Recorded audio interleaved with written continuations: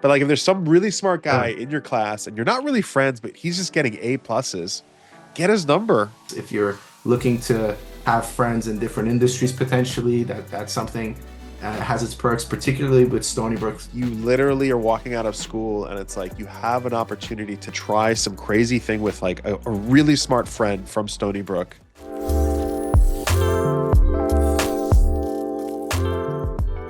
What does a Stanford have and a Stony Brook have that's like different, and why is Stanford branded so like out there and like as a entrepreneurial school? Like I don't know the full reason, but I'm like, how can we make Stony Brook way better? How do we make it like stronger? And like what is the value that we could like add to like a Stony Brook? I mean, maybe you can go first. Like, what do you see as like working, and like how do you take like all of your learnings from like Y Combinator and Sure. like actually like apply that to the school at like a Stony Brook? For sure. Well, first of all, I mean, I made Stony Brook my lab when I went there. I wasn't initially enrolled to go to Stony Brook. I was initially enrolled to go to USC out in California. Okay. Stony Brook actually had a relationship with my high school where they would show up to my high school and hand out acceptance letters. You just show up to the auditorium and they literally would give you an acceptance letter. And Really? yeah, so as a result, it was the default school for my high school, Stony Brook, Fordham, and I believe Syracuse. 2 weeks before school started, I decided to change to Stony Brook. I had a health situation with my dad that led me to make that change. My aunt had knitted me a USC pillow. I mean, I was all decked out to go to Cali, but I decided really quickly to make the most of the experience. To second week of school, I started what ended up being the largest sports club on campus. It was the Quidditch team. It was epic. Just started a bunch of different things while at Stony Brook. They have reach across like I'd say the East Coast, the upper, New York City, New Jersey area, like that whole area where they have like a large reach where they just like invite people into the school and they don't have like a walled garden of like either you pay us a lot of money or like, there's this really hard test. Like they kind of embrace everyone coming to that school. So like there's a really bright side that you're talking about, which like lets you into the school where like you were able to just get in and like see that side. And I think the other advantage that Stony Brook has over a lot of the other schools is like you do walk out with a lot less debt, right? So like they're not like loading you up as a student. So you Oh, walked out for of sure. there. So like every entrepreneur out there needs that advantage of like not coming out of school with like $200,000 of debt. I mean, imagine if you walked out of school with like I've spoken to students, they have like 200K, 100K, 300K of debt, and I'm like, how do you even survive? You're going to pay that off for the rest of your life. Like Stony Brook, I think they have one of the lowest tuitions out there. So like that's the benefit. Oh, Becoming 100%. an entrepreneur, you get that like that's what they're really good at. And that actually helps a lot of the people in life. Because if I had that debt when I started my first company, I think I would have like had to find a job immediately just to pay off the debt. Completely And agree. you Completely know, agree. and I guess you started a company. I mean, you got into Y Combinator. Like, if you had 100K of debt, like, would you have even thought about trying? Like, I mean, it was a blessing to end up going to Stony Brook over USC.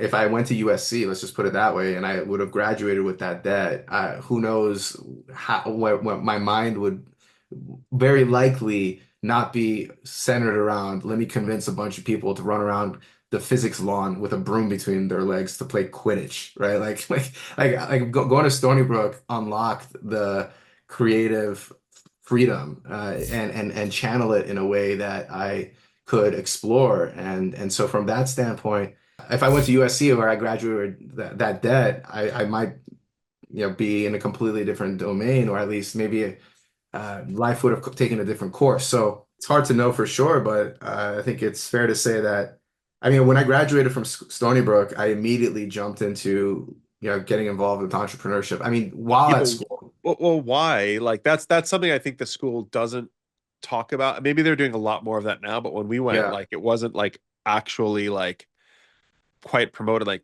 what made you think differently about it, and like, why even do that? Like, Yeah. So my my junior year, I was starting a bunch of projects while at Stony Brook. I never thought of them as startups. They weren't. They were projects, doing them for fun. I was pre-med, getting that tutor that you mentioned. I had, the orgo tutor and a med school student as a tutor, doing whatever we needed to do. But my junior year, I learned about a friend of mine who was going to Stanford was also, he got into med school and dropped out to work on a software that he was building to remind patients to take their appointments on time and walk and all these things. And I was hooked by the idea of one software being able to help so many different people. And so I come from a healthcare family, and so helping a patient one to one sounds great. Helping many with one thing sounds even more insane. I didn't even know that was possible. I had no idea that, yeah, as naive as that sounds, that was even something that people can do. So that's what got me hooked and introduced and hooked to startups. And my junior year, when I learned about startups, I learned about the VC world. I cold emailed a bunch of VCs in New York and the Valley, and I ended up being an associate at a VC fund in SF. And then I learned about Y Combinator. I interned at two companies that went through YC during college, and Watsi and Care Message, my friend's company that ended up going through YC also. So yeah, so because I had that exposure during college, that's what kind of led me to believe that I could do this. And because I was starting a bunch of projects, it kind of gave me a little bit of that, wait a second, I could make this into my job. But yeah, I mean, it wasn't without pushback. My ex-girlfriend at the time at Stony Brook was going to med school. She was like, "Why don't you get a real job?" Family was saying, "Why don't you get a real job?" So it wasn't a walk in the park, but I think being at Stony Brook kind of and that freedom of being able to, make it my lab, be creative, do whatever you want to do, definitely allowed for the confidence to get built.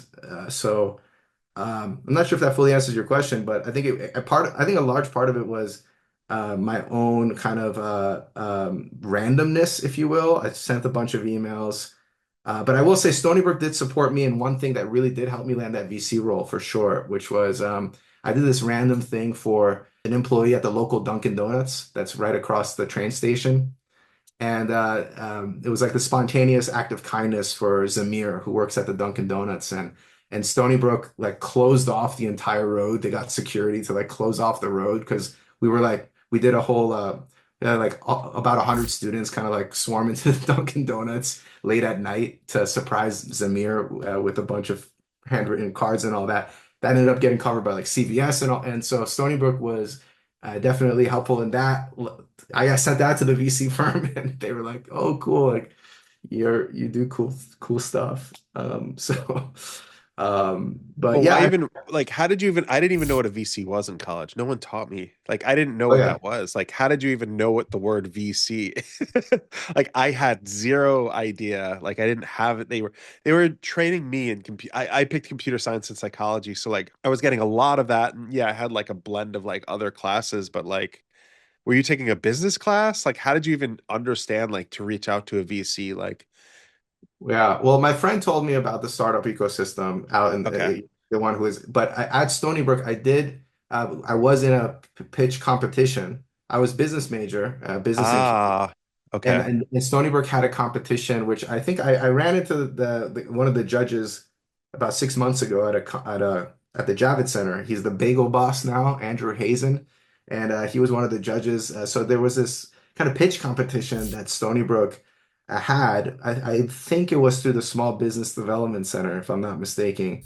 And so that was also my first opportunity to kind of present to a panel of, I'm not sure if Andrew was a VC, maybe he was, I think he was. So that was my kind of introduction into that world. But yeah, I would say, yeah, part of it is like, and then Stony Brook, I mean, I was, when I saw that you did YC, I saw that Tristan Walker went to our school. I saw that John Oranger was an alum. And so I think seeing folks like yourself, Tristan and John, I think that was where I got my inspiration also to see that like who else from this institution has made it possible to make this happen.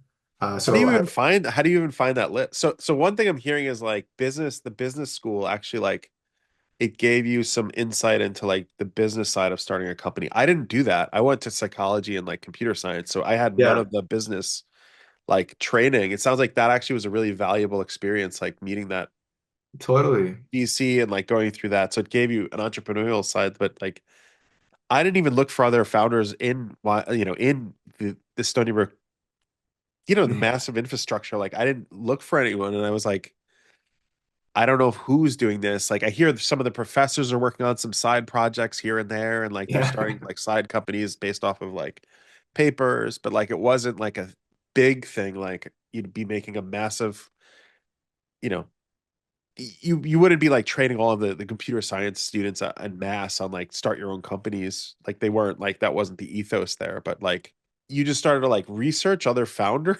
Like how do you even do that? Like who thinks about that? Like how did you find Tristan Walker, I guess? Like how did you even know who he Yeah, I was just LinkedIn search for I think it was a combination of LinkedIn, searching on Google, like Okay. the founder Stony Brook, different things Stony Brook, and trying to see like who are the people? Am I alone? Like, am I like, am I just I know I'm the weird guy who like starts random things, but like, are there other people that believe that they could do stuff? And so I think so to your point, a directory would have been helpful to see who else, to narrow that search. Did I do anything else? I'm sure I also reached out to professors to learn more about what suggestions that they would have. And to that point, I started cold emailing professors from different business schools. That was also helpful for me to meet new people. But in terms of Stony Brook specifically, yeah, I when I learned about YC, this was back in, I think, in 2013, 2014. I mean, you did it a few years back, so yeah, that's why I was able to find you. And then Tristan, probably some Google search. I think he was doing Bevel at the time, if I'm not mistaken, so that he was in the news a lot also. So that was also helpful. Yep. I think, and then John, I think he was like ranked as like New York City's first tech billionaire or something. And so that was also around that time. And so that was His also name is John. What's his name? Oranger, Oringer, What did he start? Shutterstock, like Oh, the Honor of Shutterstock. Oh yeah, they're huge. yeah. So it was so having I think it's that was awesome to see and to see that there have been others and so yeah, I actually remember because it took me a while to get into YC. And when I first applied to YC, I was a student at Stony Brook. And I remember learning about you. I think I was like walking back from the SAC or something. And then I was like, oh, this guy's done it. Let's apply. And then I was an RA at the time, went back to the RA office, and then, put in an application in. So um, that was cool. Like for Stony Brook students, because they're all, I'm going to send this out and they're going to hear this. Like, how do they become an entrepreneur? Like, what path should they take? Like, you kind of found your way. You went to what sounds to me like a really good idea is like business school actually did give you some of the tools you needed to like start your first startup, which got it, you got it funded by YC. Like, that alone is amazing. And I'm like, that gave you an advantage. Like, the business school. I had no idea like that was what got you in, but like, all these students they're going into all these different classes doing all this different stuff like whatever like Chinese history or like philosophy or like whatever they're going into like how do you become an entrepreneur like what do you envision as like the best path for like a Stony Brook student to like go this path and I'm saying asking this because I'm gonna send this out and hopefully like a bunch of Stony Brook students see this like Sure, sure. So for Stony Brook students that are listening here, this is now a decade that I've graduated from Stony Brook, and so my best suggestion would be if you even remotely have the itch, is to start with one human being that you can help. And that's the best suggestion that I can give before you can. How can you convince yourself you're going to help millions of people if you haven't helped one human being? Know them by name, have empathy for them. That one person could be really a microcosm of an entire market. It's going to build your confidence that you can do this. You're going to learn how to talk to people. You're going to learn how to listen to problems? Are they telling you the truth? A lot of the fundamentals of entrepreneurship you'll be able to learn through the lens of helping one person. So there's a lot of noise in the startup ecosystem and entrepreneurship, making decks, talking to investors, all these things, all those things, put it to the side, prove to yourself that you could help a human being. That in and of itself is gonna, whatever you do next is gonna build your confidence, whether it's starting your own company, joining a company, being entrepreneurial, that's the first step. Help a person, whether that means someone who's thirsty, give them water. I mean, just really bare bones, help a human being. Last thing I'll say here, most founders I talk to, I ask them a very simple question. I actually spoke to a founder today. I asked her, how long have you been working on your project? She said 6 months. I said, in the first 6 months that you've been working on your project, give me the name of one human being that you've materially helped. She said, no one. And that's what I hope you can avoid. Most founders, aspiring founders, they work on their project for months, sometimes years, and they haven't helped a soul. That's your way into entrepreneurship. Help a human being. Everything else is noise. Oh, that's really good advice. I have one thing also that I think is really valuable, which was I went through a lot of computer science classes, and there was this one guy who became my co-founder. He just could finish projects within like a day or two that were like Yeah, a 3 week project. And I remember thinking this guy is insane. I'm like, we work together, we have a really great dynamic, but he just had an abnormal way to get projects done really fast in computer science specifically, like whatever it was, like a coding project or something like that.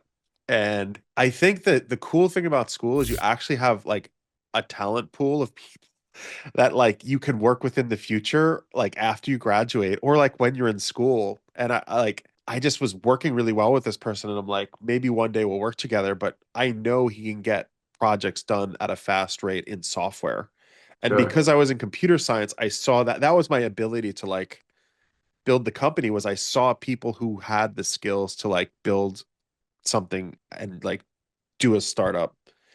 And for me, that was a takeaway was like pick one or two of the smartest people that you've ever seen in school. And there was another guy, he graduated also who I would have worked with. He just started his own startup and he was able to have a successful exit. But, my co-founder, I picked him because I knew in school we worked so well together. And I was like, if we have a chance, it'll most likely be with this person because they can get stuff done. And that was like for me a takeaway for any student like going through Stony Brook. It's like find the three smartest people that you see in school, and they have to be abnormally better than the like because your chances of success are like abysmally small, like for the longevity of a startup. But like if you find these really smart people, that the value for school for me was like finding those friends that I had, and like the some of them became like my business colleagues, and that's where I think there's huge value there. So just like keep those people's numbers and don't just like graduate and like say, it was great being in school with you. Cause like when you stay in touch with those people, like for me, it was like a point in time when we both said, let's try to start something together. It ignited that like force of like, I knew he was smart enough, you know, for that was honestly the biggest value for me was like finding my co-founder of my first company. Like it was a huge value, but I would have never done that if I didn't go to that school. But what you're saying also is right. Yeah, Like, I think it's just the project mindset is what I'm trying to stress to the students here. Is just like they're in their science classes, hypothesis to conclusion, treat this similarly. Like make the bar initially just test something, learn something, ask a question. And then through that, to your point, if you find other people that are also curious in that question, then maybe something beautiful can come out of it. I mean, going back to what you were asking about helping one person, like Y Combinator in particular, which is an investor firm. I bet a lot of people may or may not, I don't even know if they know it's Stony Brook, but their slogan is make something people want. And like what you're saying, Daniel, is like make something one person wants, and then you can build on that and Totally. layer it in, right? Like I think that's 100%. the what you're saying. But I guess another question for you, like, okay, so you graduate from school, like what do you do? Like how did you even you applied to YC without a product? Like how did you even get into Y Combinator from Stony Yeah. Brook? Yeah, it took 7 applications to get into YC.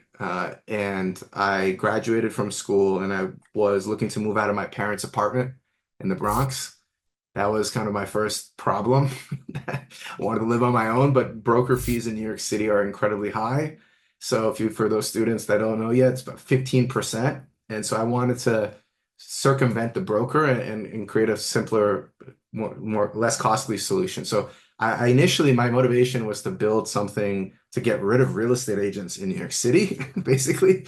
And what ended up getting to YC was software to help real estate agents make more money. So I did a full 180 on what it ended up being. But when I finally got into YC, I was actually working at Columbia's libraries. My Stony Brook ID didn't have an expiration or doesn't have an expiration date on it. So Columbia University has a partnership with schools in New York that if you have an active student ID, you get a library pass. So I start working from Columbia's libraries, and through Columbia's libraries, I learned about a Columbia startup accelerator. And I needed a Columbia student on my application. So I asked someone in the library, could I put your name on the application? Show up to the interview. They're like, "Where's Ani?" Ani was the woman who I put on the app. I said, "Oh, she's not feeling too well." Anyway, I get in to the pro, and then that's where I met my co-founder. He was a sophomore, drops out of Columbia to work on this with me, and then that's when we got into YC. We got into YC. We were doing at the start of the batch, we were doing 5,000 a month in revenue. We had a product. It was very bare bones, and by the end of the YC, we were doing 85,000 a month in monthly recurring revenue. So 12 weeks was an insane period of growth, but that's the stage that I was at when I finally got in. And quite honestly, I'm grateful that it worked out the way it did, largely because we were able to accelerate in this accelerator. YC is meant to you're meant to grow, and if you're not ready to grow, then you're doing yourself a disservice. So that was the journey. So I got graduated in 2014, and we're part of the winner 17 batch. So 2.5 years after graduating Stony Brook, I started YC. Oh wow, okay. So you actually started a real business that actually had real revenue, 5K a month. So even if you didn't get into Y Combinator, you might have just built it, or do you think the chances were harder for success without YC? Well, yeah, this is a for the students. This is something that I've learned the hard way. I, I, the chance of success, the way you phrased the question, Daniel. So if had we not gone through YC, we might have had a different outcome. That this business didn't end up working. I ended up shutting it down and returning money back to investors. And so I was very much embraced in the grow at all costs. So we grew from 5K to 85K, but that was masking a good bit of churn. That once that growth rate dipped, that's when the real problems really started. So I do think that without YC, we were likely would have had to, because due to kind of force, I had to really stick to maybe more core business fundamentals. And again, it's all on me. I take full accountability. It's not because of YC or anyone else. I ended up making decisions that were potentially at the expense of some core fundamentals. We would have still ended up raising money. In fact, the before getting into YC, we interviewed at a different program. And the moment we walked into that interview, that's a program in New York. I'm not going to say the name. I walked into the room with my three co-founders at the time. It was four of us, and it ended up being two of us. But anyway, walking in an interview, I go to shake the partner's hand, and he said, "We don't have time for that. Sit down." And it was in that moment that regardless of how that interview would go, I knew there's no way we're accepting this money because ultimately this is a relationship for a long time. We get out of the interview, my co-founders are ecstatic, definitely getting the money. This is going to be great. I told them, no, no way we're accepting this money. Mind you, we had no money at the time, like no funding. And anyway, we got in and I kindly rejected their offer. The next week, we got the YC interview. Walk into the Mountain View office. Michael Seibel gives me the best handshake as soon as we walk in, the best friendly greeting. And I'm like, this is why we're here. I think a big part of starting something is aligning yourself with good people who happen to do good work, good people who happen to have money. And that's something that I hope that you as a student listening to this will yeah yeah, that's so so important to work just with people that you enjoy spending time with. In New York City, we had some weird encounters like that where it just didn't feel right. Like something was off. It's almost like you're in a dating phase where like if anything goes wrong, you're like, do I want to work with this person? Because at the end of the day, like if you're gonna start a company, honestly, part of it is like the fun of it, right? Like you don't want to just do it for you might want to do it to get rich, which is totally okay. And you should do it to get rich. But like if you're not having fun, eh, it's not gonna work. So like having a bad investor from the get-go, the very first investor, it's not it the chances of survival go down. It's just like anything to make it a little bit less stressful and painful, I think is like a really important thing. Should people stay on the East Coast because you're on the East Coast, or should people come to the West Coast? Like, what are your thoughts on like so after you graduate and you're like, I'm gonna start my own company, or if you're in school and you say you're gonna start your own company, like should you oddly, stay in New York? It sounds like your business fundamentals would have been way different. The company may have survived in New York. Like, you don't know. You really don't know, but like, there is this ethos in Silicon Valley, like grow at all costs. I've heard that a lot in the past, like, and that at the expense of the business, like killing itself, because if you can grow at all costs and you can actually scale a company, things like Facebook happened. Like things like, because they didn't make money for a long time. Did not make money for a long time. So they kept raising capital and then they would like use all of that capital and they literally had no revenue coming in for years. So that's grow at all costs, meaning like if no one's going to invest in you, your company's dead, which happens a lot in Silicon Valley. Like you'll grow, you'll grow, you'll grow, you'll scale, and then you'll realize, oh my God, like there's no one coming to save us for the next round. Like Facebook could have died. Google could have died if like they didn't have that grow at all cost mentality, which is it's dangerous. It can be dangerous. Like, because if there's no investors who believe in you, you're done. Like, but that it sounds like you had that like here in Silicon Valley, there's a lot of that like grow at all costs. I think now that the markets have changed, people are thinking about like revenue way more. It's Yeah. become a thing. But like throwing the question back at you, like if someone stays in New York, what resources are in New York that you feel like are like a valuable asset, like to start? And you know New York way better than I do because I left in 2011. So New York is thriving, I'm sure, in a lot of ways.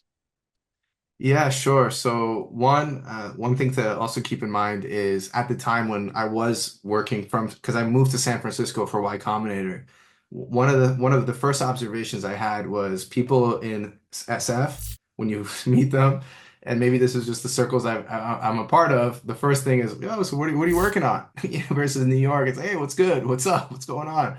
So just culturally, there's this energy and environment of building, of doing, of this somewhat naive but also beautiful optimism in the valley that I do think is quite unique and quite inspiring. And so in New York, there is more, people are more blunt. They don't sugarcoat. They say how it is, and that has its perks too. I mean, from a feedback loop standpoint, if you're looking to seek the truth from a potential customer, and that might bode well, and you might get some nice constructive feedback.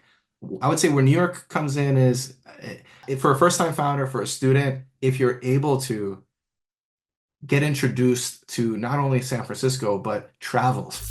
Being exposed to different people, different cultures, different environments, I think you're going to be able to, just your own creativity, those flashes of insight that's something that I believe in at least. When I go out for a walk or when I'm, traveling, sometimes these dots get connected that previously were maybe not connecting as often. So having an experience in SF to know what's possible if you haven't experienced it, there's no other way to describe, to empathize.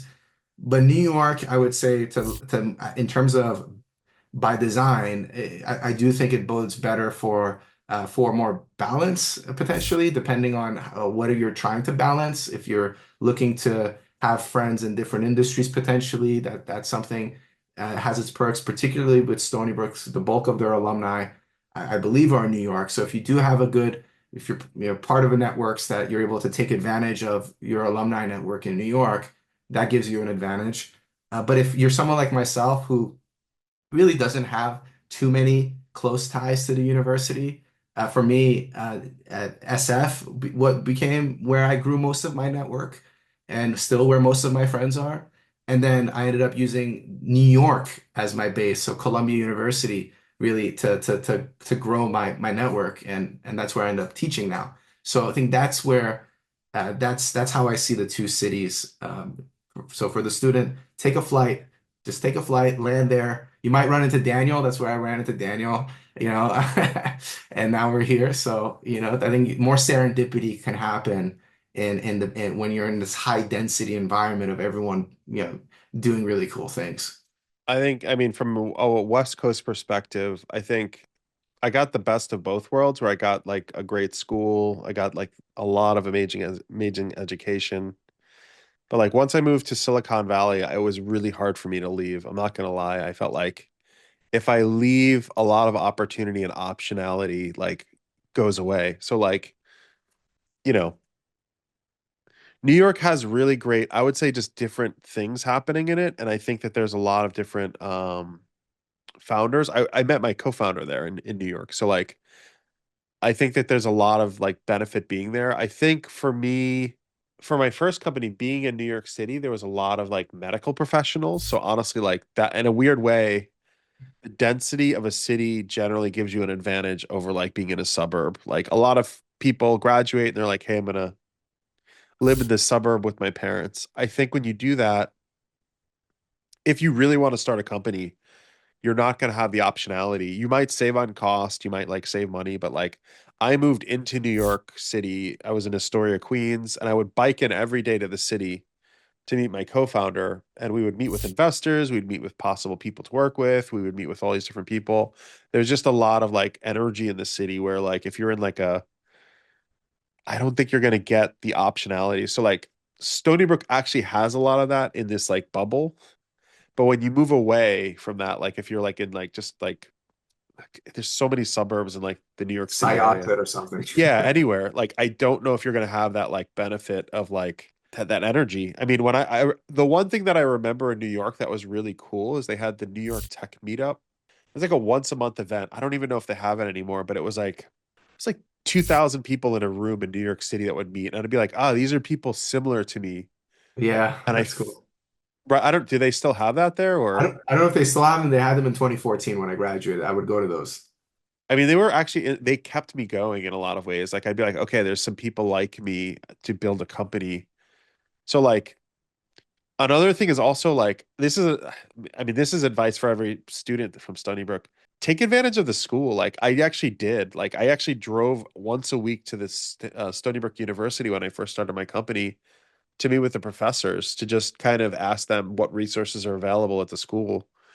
And it actually helped. Like I met with a few doctors, I met with a few professors on just the idea. The hospital made itself available to me. I It's mean, I don't amazing. talk about that. Yeah, they let me in there. They let me walk around. They let me talk to the medical professionals. I saw like the way that it worked. So like I'm always grateful for Stony Brook. Like they gave me glimmers of hope in starting my company where, I was out in New York City with my co-founder trying to figure out like what are we going to work on, and then we'd go into Stony Brook campus like once a week for months, like walking and talking to like medical professionals at the hospital. It's incredible. Just because I had a degree from Stony Brook, they were like supporting us, and it was the professors from the computer science department who basically said like, "We'll make an intro, we'll get you in there, and just let them know you're working on a company." Even though I was not going to school anymore, they were just letting us like get creative and like talk to people, and it like really like made us think about like the product a lot. Like, what are we offering?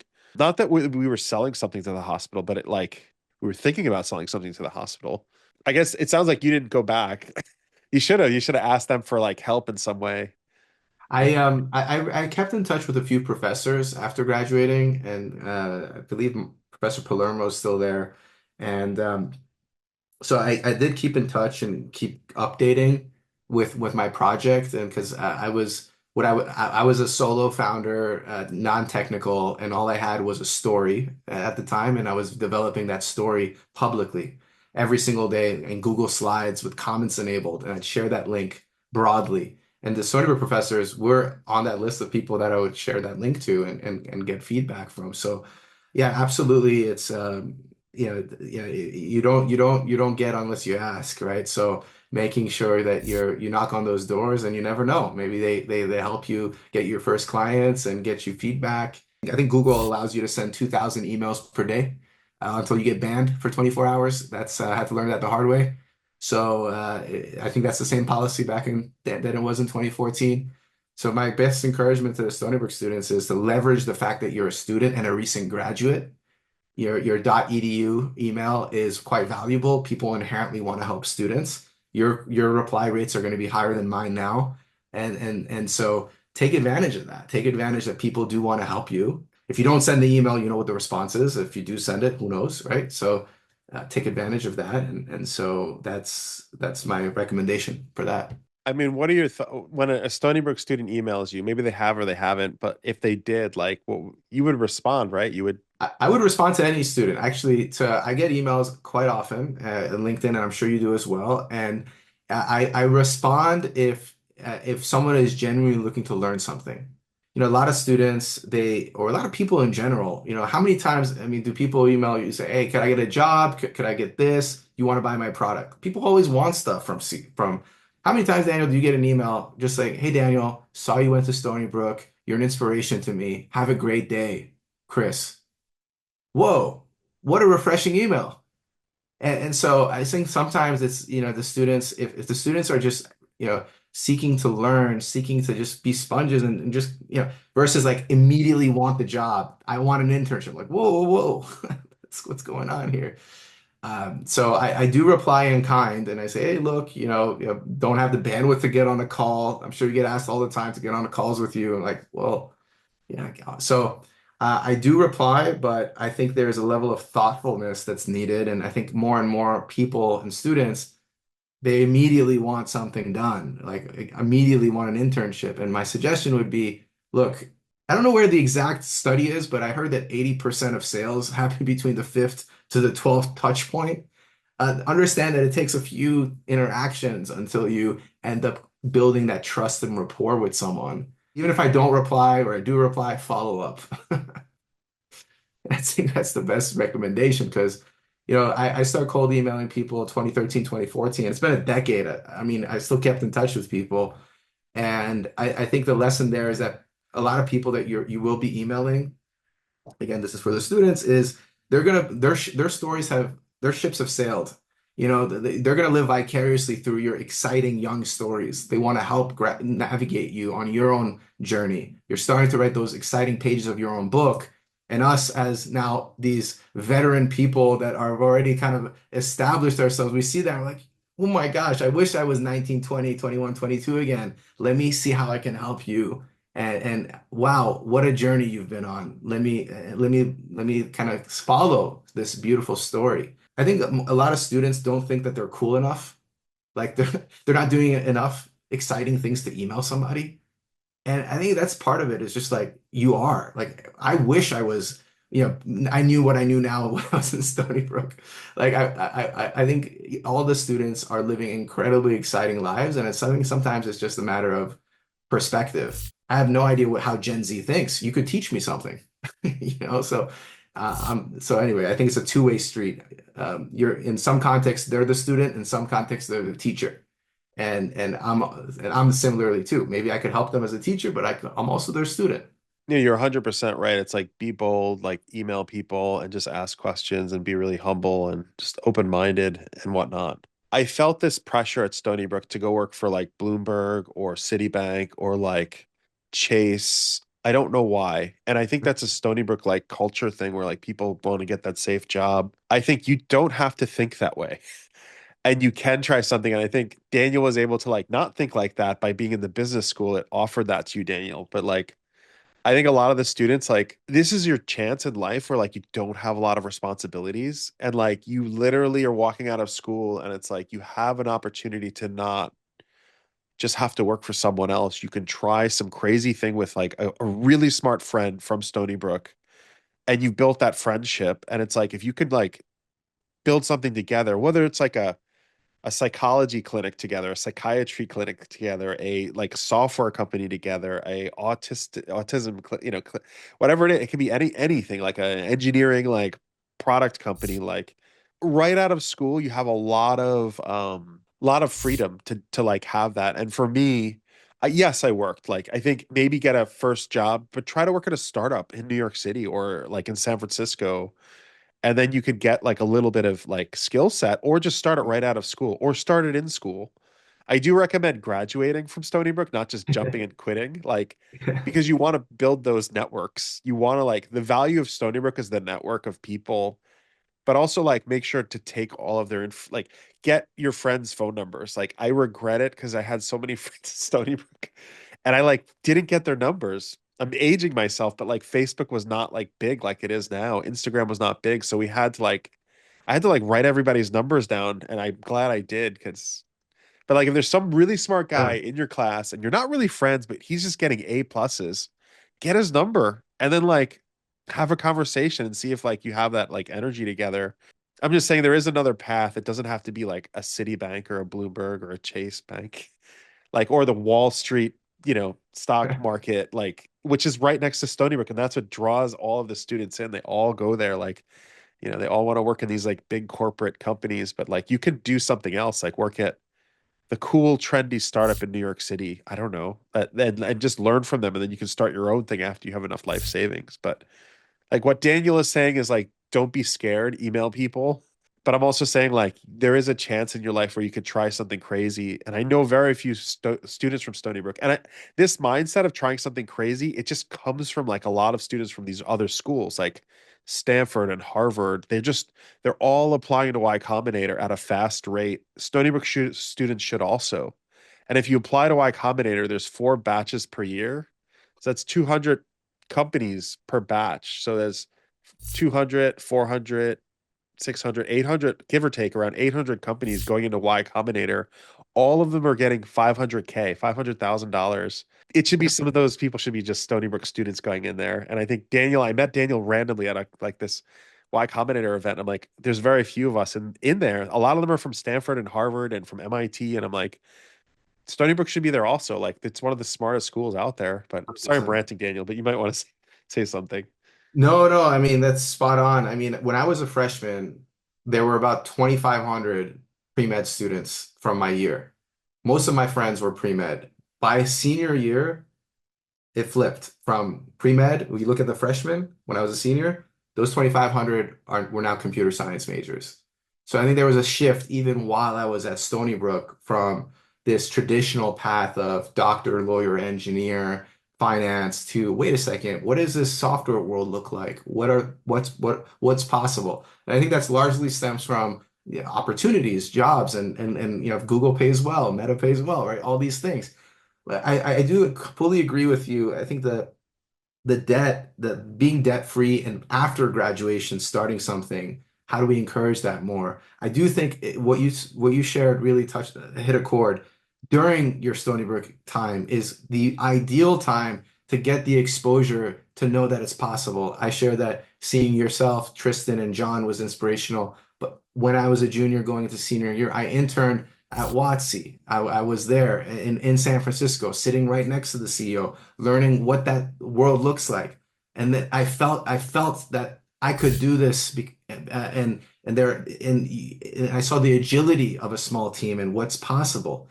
And so I think that while how can we get more students exposed to Y Combinator companies during their undergraduate program? How can we maybe facilitate more internship opportunities for them so that ultimately they get that experience while they're in school? So by the time they're out of school, they're like, wait a second, that was a blast working at Daniel's startup.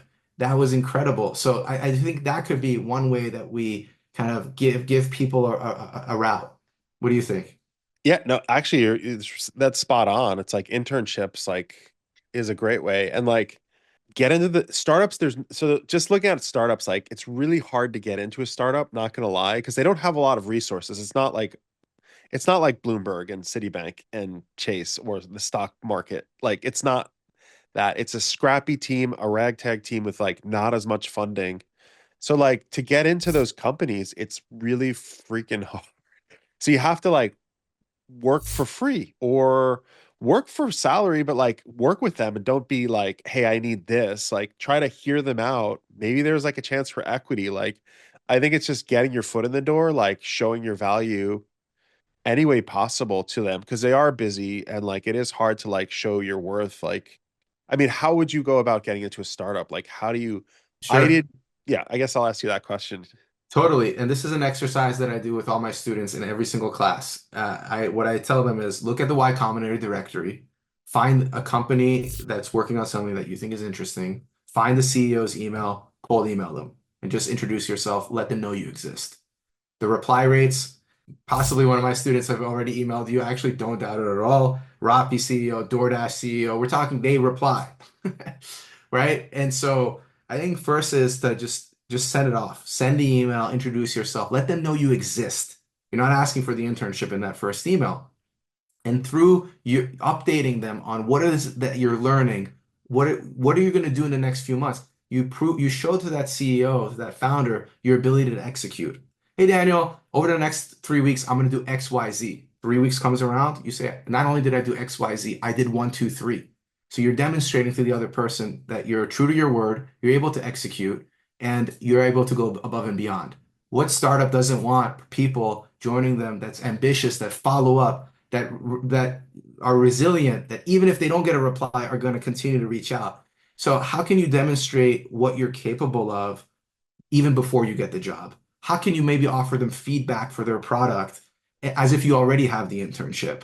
Maybe you give them some suggestions for entering a new market, maybe a way to improve their customer experience. So through those attempts, that's how I would suggest for Stony Brook students to let startup founders know that they exist. You start with one, reach out to one, then you maybe you hit up 20. You don't have to get to full 2,000 emails, but I can almost guarantee my brother, while he was a USC student, he's a senior now at USC. He had two internships at YC Startups, never used my name in any of the outreaches. He did two data science internships, one as a sophomore, one as a junior in college. How much experience did he have? None. I mean, those were his first internships, both paying internships. So yeah, that would be my suggestion. Yeah, that's really good advice. I guess with that we could end, unless there's anything else you want to say or Yeah, thank you. Thank you, Daniel, for being an inspiration to me and to many other students. Even though I've graduated from Stony Brook, I'm Daniel's student now. So for all those students listening, just know that it's possible. Stay humble. Keep being a student even after you graduate. There's no such thing as graduating from learning. So thanks again, Daniel, for the opportunity to say a few words. awesome. Well, it was great having you on, Daniel. Thank you so much.